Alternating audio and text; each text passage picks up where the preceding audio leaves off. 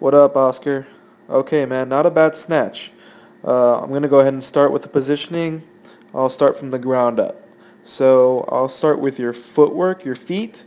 What I see here, I can already tell that there's too much weight on the front of your foot, towards your toes. Um, you wanna sit that weight back more on the balls of your feet, not all on your heels, but just think on the balls of your feet. What helps me is in that in that bottom position, just wiggle your toes, and you should feel a shift in the weight back into the balls of your feet. Now, what I mean by balls of your feet, just think the heel and just right under the end of your big toe. Yeah, that right there, the ball of your feet. So this thing flat feet on the ground. Um, and then get that butt lower, man. So in this starting position, right now, like where it's paused, I should be able to read the front of your shirt, all of it, the entire, the entire whatever it says. I should be able to read it nice and clear. I cannot, and that means your chest is already starting low. What that turns into is, of course, weight transferring forward onto the heel, and just too much weight on the toe. You don't want that. So just think chest up, vertical chest, just like if you're trying to show the front of your shirt to someone directly in front of you. They should be able to read your shirt. Okay, so sink that butt lower, get that chest up, vertical chest, and then get that weight back on the heels. Okay. Um, Now, with your hands, I can tell, or I can see that your hand positioning, your hands. So just think where. So think if you have a watch on, try and get that watch just so that part of your wrist rolled out. So it's kind of like you're tensing up your forearms. Those knuckles are pointing down. So so just pretend you have like a wedding ring or four rings on your finger. I shouldn't be able to see them because your knuckles are rolled down, and that part of your knuckle is pretty much flush with the ground. Okay, so think knuckles down, and what that does is it keeps the barbell closer to you. Now I'm going to show you later on in the video how that knuckles down, or you not having your knuckles down, is affecting your lift, and how it's enabling you to get that bar out in front of you and too far away from your body, and then I'll show you what happens with that. Okay, so all right, so far I already see the get those knuckles rolled in. Okay, get that weight back onto the heels or the balls of your feet a little bit more. Get that butt a little bit lower and that chest more vertical. So I should be able to read your front of your shirt. Okay. All right. Now let's move on. Now, starting your lift, you want to think like someone is pulling me. Let's say it looks like a shamrock or something on your shirt. So I see it says right above the word keep. I know what the shirt says now because I saw the whole video. So like I'm grabbing that, it looks like a clover, that thing right above the word keep on your shirt. If I'm pinching that part of your shirt, it should feel like I'm pulling you directly straight up towards the roof from that part of your shirt. That should be the first movement of the lift, not leading up with the tag on your shorts. That's what you're leading the lift with.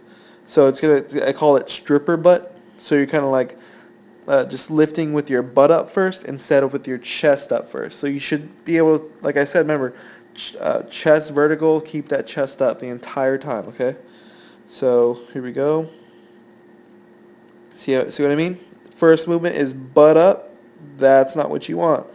And now you have your back completely parallel to the ground. That's not what you want. Like I said, remember, keep that chest up. I should be able to read your shirt the entire time. Okay, what this does, the weight's already started to come forward more, and now you're pretty much a lot of your weight is on the toes, and that's not what you want. Just think back on the heels. Okay, you get the knees back. Remember that back position is just, you're pretty much parallel with the ground. You want it as vertical as you can, so you pretty much want it that parallel. All right. I'm sorry, that much higher up. So butt lower, chest up higher. Okay. Now get past your knees, pretty good. Okay. Now here, okay. Now with your hips, you want to bring that barbell. So, like I said before, you need to roll those wrists in, and that barbell should be pretty much not scraping. I say I don't want to say rubbing either, but let's say kissing your shins and thighs on the way up. Okay, it's pretty much touching you because that bar is so close to your body that it's just rubbing up your shin and thighs. Okay, right here, you see how from here you're bringing your hips forward. Right there, it looks like almost like I said, you're humping the bar. Right, you don't want to do that. Bring that bar into you. Don't bring your hips to the bar. Does that make sense? Let me know if it does. So bring that bar back into your hips instead of bring your hips to the bar.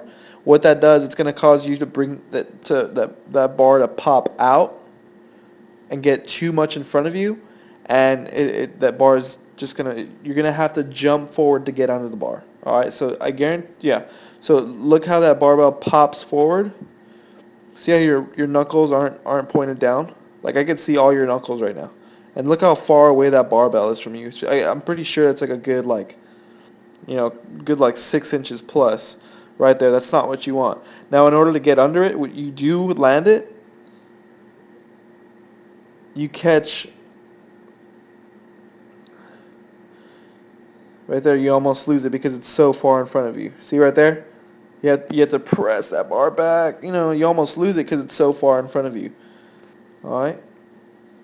So by keeping that bar closer to you, not letting it fly out so far in front of you, it would just land perfectly on your shoulders with your chest vertical. So that's not a bad catching position. Like I said, get that. You can already tell that the weight's all on your toes. Right there, your heels are off the ground pretty much. Just landing, landing in a more vertical position. So just get that chest up, butt lower. You save this one by pressing it back because you're strong enough. Right there, you see you press it back and you save it. Probably not that much, not that heavy for you, but you pretty much land it. All right, so just remember the key points of this.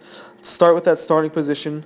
Focus on getting those wrists curled out. All right, wrists curled out, knuckles down. Get that butt lower. I'd say lower, about right here, butt lower, and then get vertical chest. Vertical chest. So that red line should be, your back should pretty much be in line with that. That's how much lower your butt needs to be and vertical your chest needs to be. All right. Now remember that from the starting position on these. Remember bringing the bar back into your hips instead of hips to the bar like you're humping it right there. None of that. Bring it back into your hips. All right. And then keeping that bar close to you. All right. So just think high elbows, high elbows. Like if someone's just right next to your ear, like you're trying to kind of elbow them up instead of down by your armpits, down and back. You want to think nice and high. All right.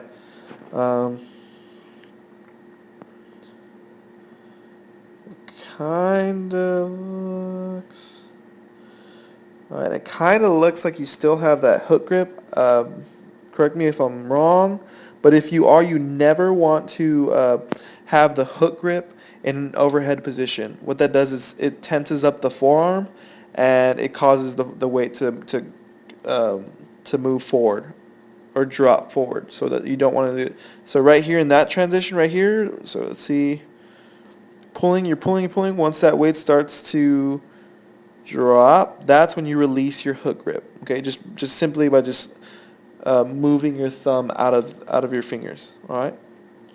And other than that, not a bad lift. I'm gonna post this on YouTube. I'll send you the link, and then I'll get started on your wife's analysis. All right. Keep the videos coming, man, and keep training hard.